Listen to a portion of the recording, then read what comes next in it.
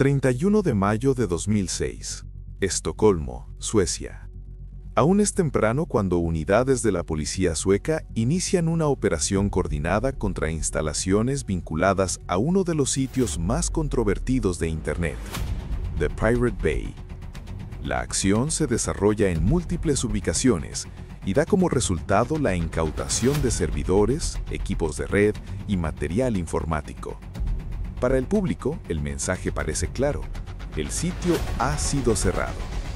Las imágenes que se transmiten por televisión muestran agentes retirando hardware, periodistas hablando de un golpe decisivo y representantes de la industria del entretenimiento celebrando lo que describen como una victoria contra la piratería digital. Durante algunas horas, la dirección de The Pirate Bay deja de responder. Sin embargo, lo que está ocurriendo en ese momento es mucho más que la retirada de máquinas de un edificio. El episodio marca uno de los primeros grandes enfrentamientos entre estados nacionales, grandes intereses económicos y una arquitectura de red diseñada para funcionar sin un centro único. Aquella mañana no trata únicamente de un sitio fuera del aire, marca el inicio de una pregunta que, aún hoy, no tiene una respuesta definitiva. ¿Hasta qué punto es posible controlar Internet utilizando herramientas del mundo físico? ¿Qué era en realidad The Pirate Bay? Para comprender por qué la operación de 2006 se volvió tan simbólica, es necesario aclarar un punto esencial. ¿Qué era The Pirate Bay y qué no lo era?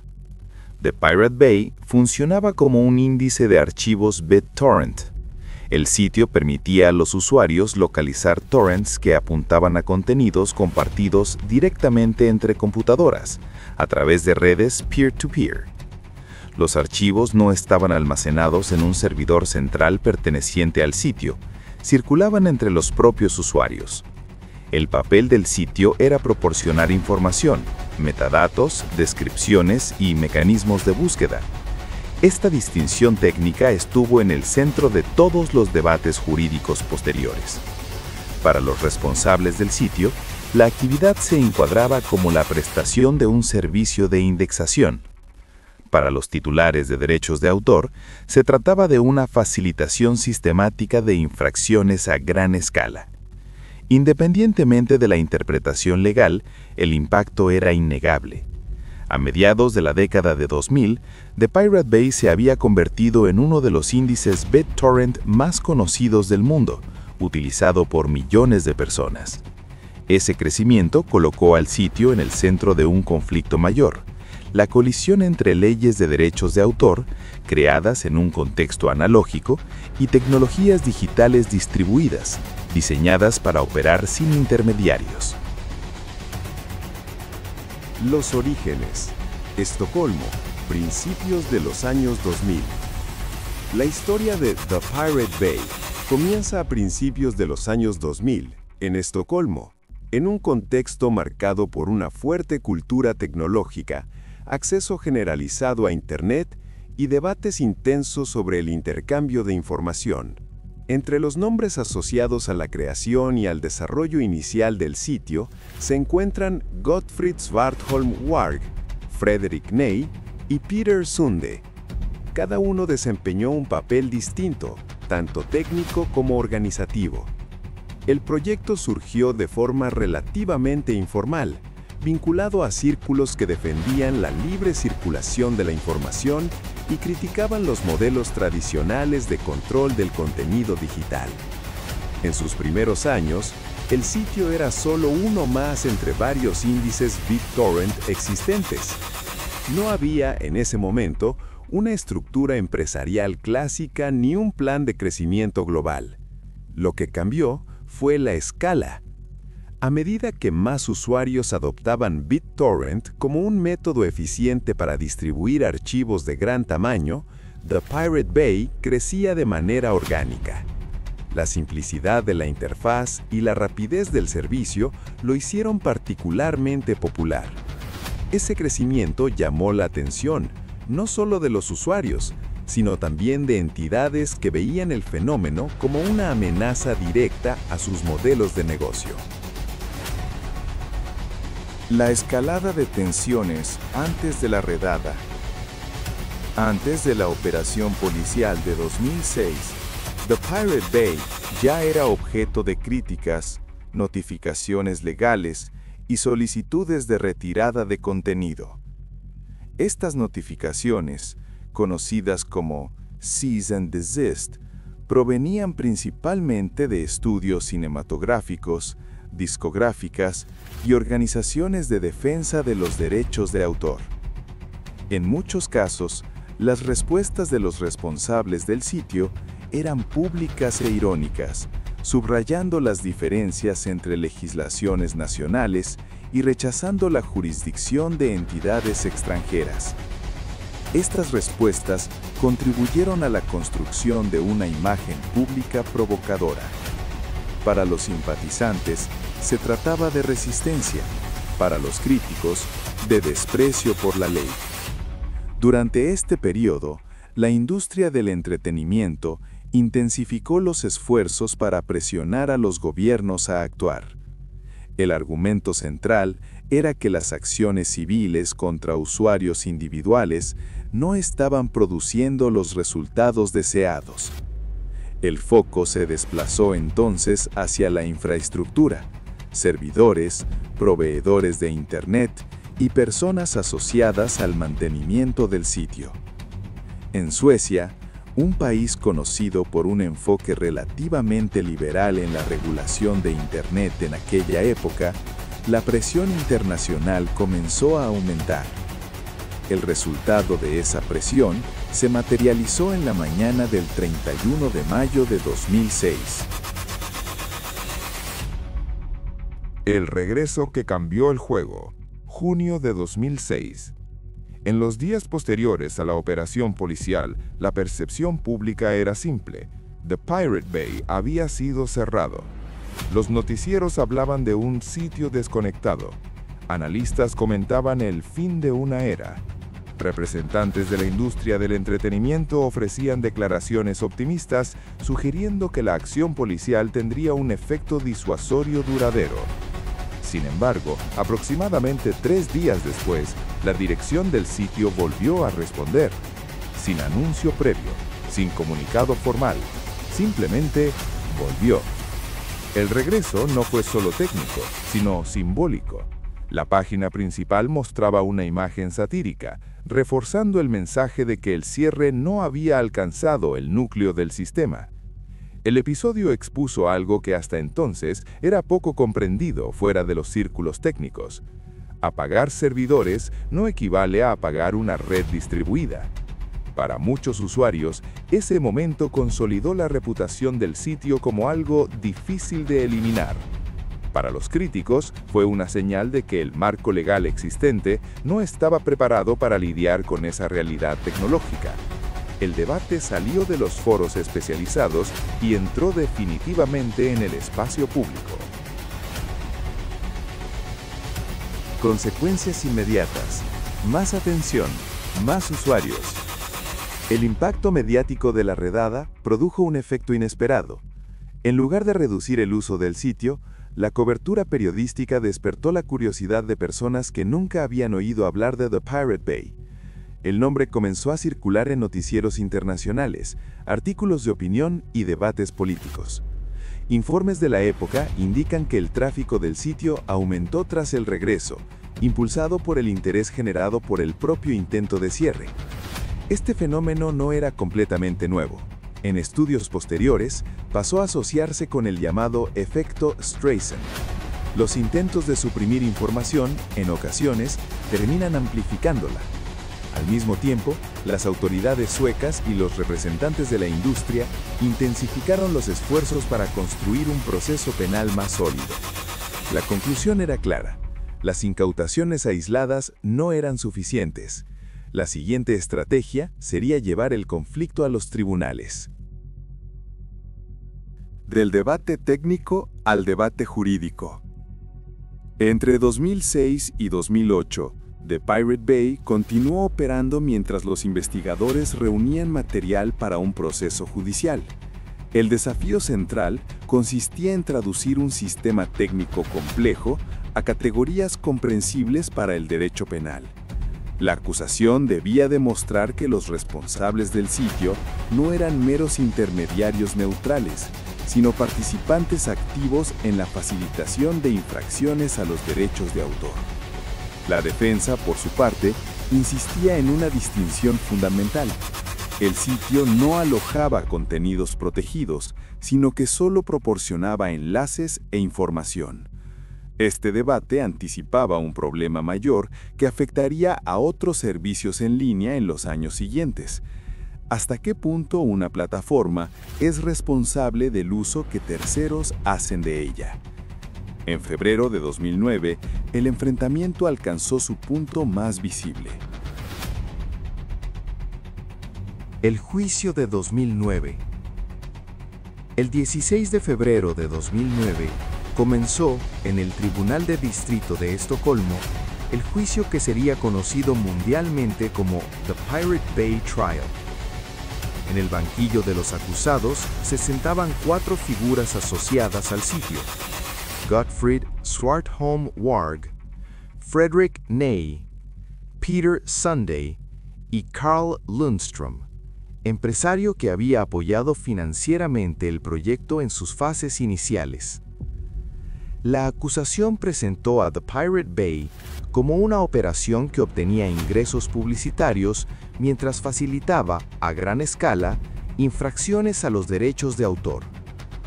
La defensa reiteró que el sitio funcionaba como un índice y que la tecnología BitTorrent, por sí misma, no distinguía entre usos legales e ilegales. Argumentó además que la responsabilidad última recaía en quienes subían y descargaban los archivos. El juicio atrajo atención internacional. Periodistas de diversos países siguieron las audiencias y el proceso pasó a verse como una prueba de la capacidad de los sistemas jurídicos para lidiar con tecnologías distribuidas. El veredicto y sus implicaciones. El 17 de abril de 2009, el tribunal anunció su decisión. Los 4 acusados fueron declarados culpables de asistencia a la infracción de derechos de autor. Las penas iniciales incluían 1 año de prisión para cada uno y el pago de indemnizaciones por un valor de decenas de millones de coronas suecas. La decisión estableció un precedente importante. Incluso sin alojar directamente los archivos, el tribunal consideró que la forma en que el servicio era operado constituía una facilitación consciente de infracciones. La reacción fue inmediata y polarizada. Para la industria del entretenimiento, el veredicto demostraba que la ley podía alcanzar a plataformas consideradas problemáticas. Para los críticos, el juicio representaba una interpretación excesivamente amplia de la responsabilidad de los intermediarios tecnológicos. A pesar de la condena, el sitio continuó siendo accesible. Una vez más, el resultado práctico difería del efecto simbólico pretendido. Recursos, ajustes y continuidad. Tras el veredicto, los condenados recurrieron la decisión. En instancias superiores, las penas de prisión fueron ajustadas, mientras que los valores de indemnización fueron modificados. En 2011, el Tribunal Supremo sueco se negó a examinar nuevos recursos, haciendo definitivas las condenas. Aún así, el funcionamiento del sitio no cesó. Esta continuidad puso de relieve algo fundamental. La condena de individuos no implica automáticamente el cierre de una infraestructura descentralizada, especialmente cuando la operación pasa a ser mantenida por administradores anónimos y simpatizantes repartidos en varios países. The Pirate Bay comenzaba a existir más allá de las personas que lo habían fundado. 2012. Un cambio técnico decisivo. En enero de 2012, The Pirate Bay anunció un cambio estructural importante. El sitio pasaría a priorizar los magnet links en lugar de los tradicionales archivos .torrent. El cambio tenía motivaciones técnicas claras. Mientras que los archivos .torrent son pequeños documentos que deben almacenarse y distribuirse, los magnet links funcionan como identificadores. Contienen información suficiente para que el cliente BitTorrent localice los datos necesarios mediante mecanismos distribuidos, como la Distributed Hash Table. En la práctica, esto reducía la dependencia de archivos físicos alojados por el sitio. El cambio no hacía que el intercambio fuera automáticamente legal, pero volvía el sistema más ligero, más replicable y menos dependiente de puntos únicos de fallo. Era un paso más en la adaptación a un entorno jurídico y técnico cada vez más hostil. Consecuencias personales, procesos más allá del copyright. Mientras The Pirate Bay seguía su propio camino, las consecuencias personales para algunos de los implicados continuaban desarrollándose. Gottfried Swartholm Ward fue detenido en 2012 en Camboya y posteriormente trasladado a Suecia. Además de la pena relacionada con el caso de The Pirate Bay, afrontó procesos distintos, vinculados a acusaciones de acceso no autorizado a sistemas informáticos. Más tarde, también sería juzgado en Dinamarca, en un caso relacionado con la intrusión en sistemas de una empresa que prestaba servicios tecnológicos a entidades gubernamentales. Es importante distinguir estos procesos del caso original de The Pirate Bay. Aunque involucran a la misma persona, se trata de acusaciones diferentes, evaluadas por tribunales distintos y con fundamentos propios. El desenlace de estos procesos resultó en penas de prisión adicionales, cumplidas entre Suecia y Dinamarca. Un sitio sin dueños visibles. Durante este periodo, The Pirate Bay consolidó una característica poco común. No tenía un liderazgo público claro. Los dominios eran incautados y sustituidos. Surgían rápidamente espejos y proxies. El mantenimiento pasaba a manos anónimas. El sitio ya no dependía de sus fundadores originales para seguir existiendo. Esta transformación ilustra una diferencia fundamental entre las organizaciones tradicionales y los sistemas distribuidos. Cuando la función es fácilmente replicable, eliminar a individuos específicos no garantiza el fin de la actividad.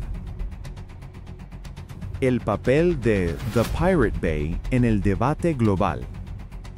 Con el paso de los años, el impacto de The Pirate Bay se convirtió menos en una cuestión de cifras y más en una cuestión de significado.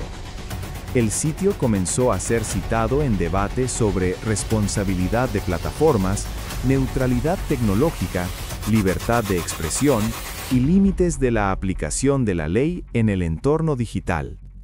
Al mismo tiempo, el ecosistema cambió. Los servicios legales de streaming se volvieron más accesibles y los hábitos de consumo evolucionaron. Aún así, el nombre The Pirate Bay permaneció como referencia histórica de un momento en que tecnología, derecho y economía chocaron de manera frontal. Transición hacia el desenlace. Al observar esta historia en retrospectiva, resulta evidente que The Pirate Bay no sobrevivió por ser invencible, sino porque fue construido conforme a una lógica diferente a la que las instituciones estaban acostumbradas a enfrentar. La pregunta que permanece no se refiere únicamente a la piratería, sino a cómo las sociedades lidian con sistemas que no tienen centro, fronteras claras ni jerarquías tradicionales. En la parte final de este documental, esa reflexión toma forma.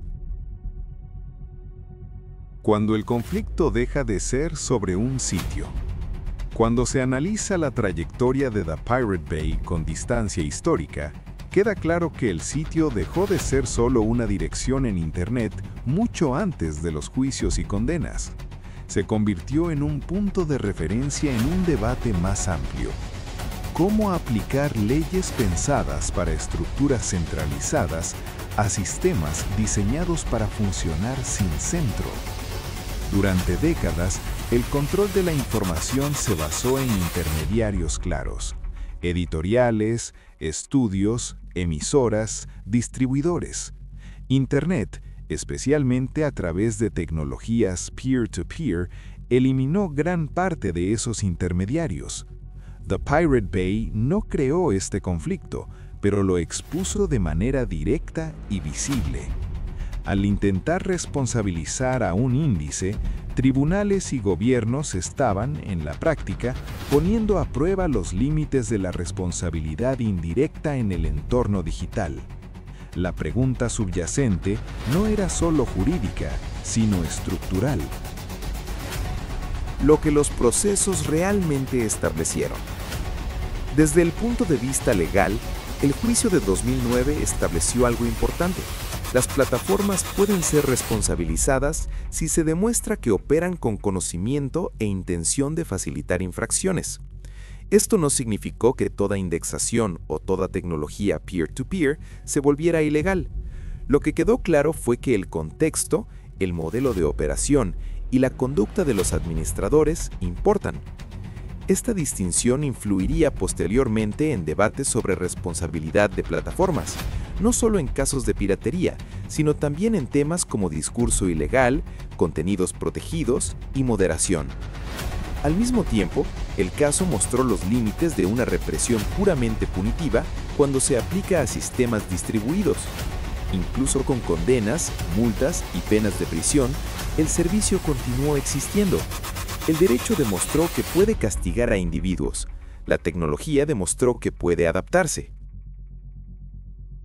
La evolución técnica como respuesta al entorno legal. La transición a Magnet Links en 2012 no fue un gesto simbólico aislado. Fue una respuesta técnica a un entorno de riesgo creciente.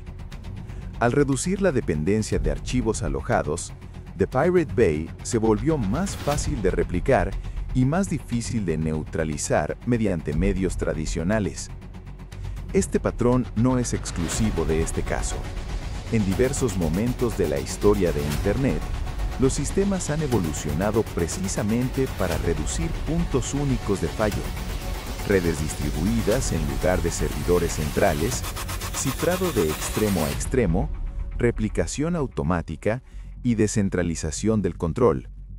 The Pirate Bay encaja en esta lógica más amplia, no como excepción, sino como ejemplo.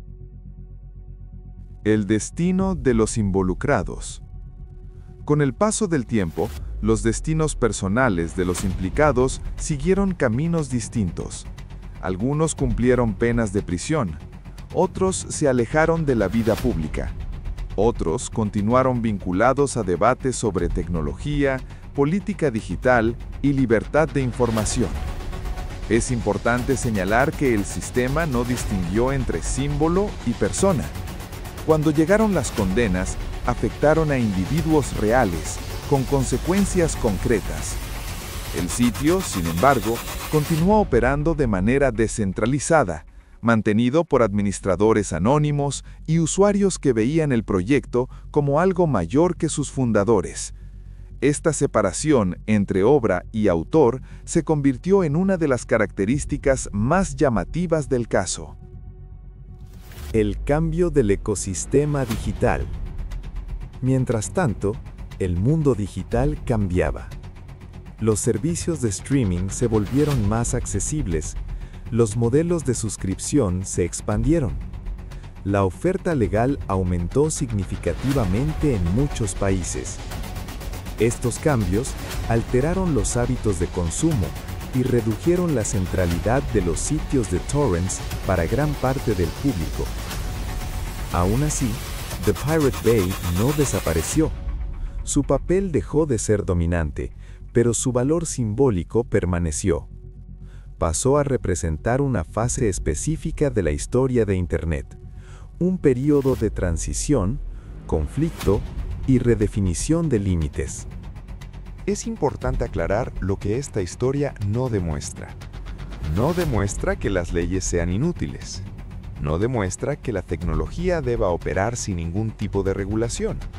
No demuestra que la piratería sea una solución o un ideal. Lo que muestra es algo más complejo.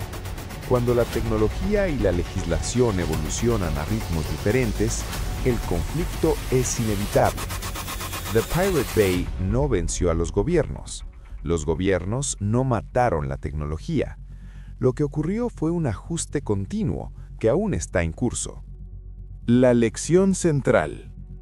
Si existe una lección duradera en esta historia, no está en los servidores incautados, ni en los dominios bloqueados, ni siquiera en las sentencias judiciales. Está en la arquitectura.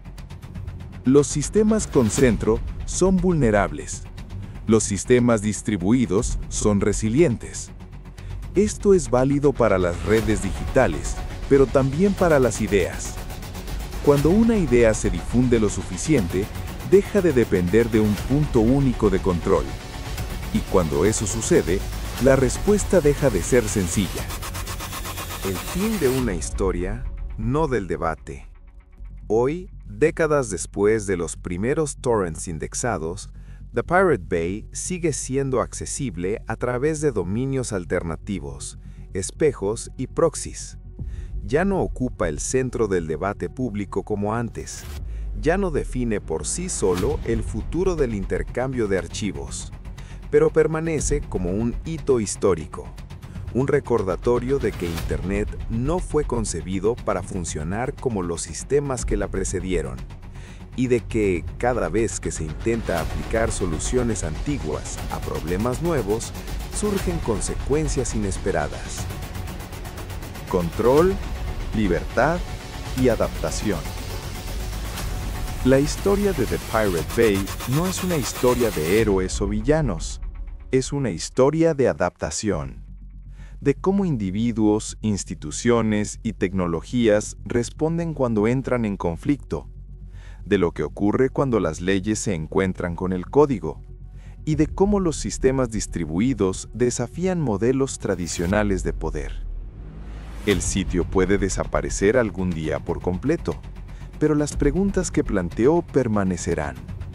Porque mientras existan redes distribuidas, mientras existan comunidades globales y mientras existan ideas difíciles de contener, el debate entre control y libertad seguirá navegando, sin un puerto final a la vista.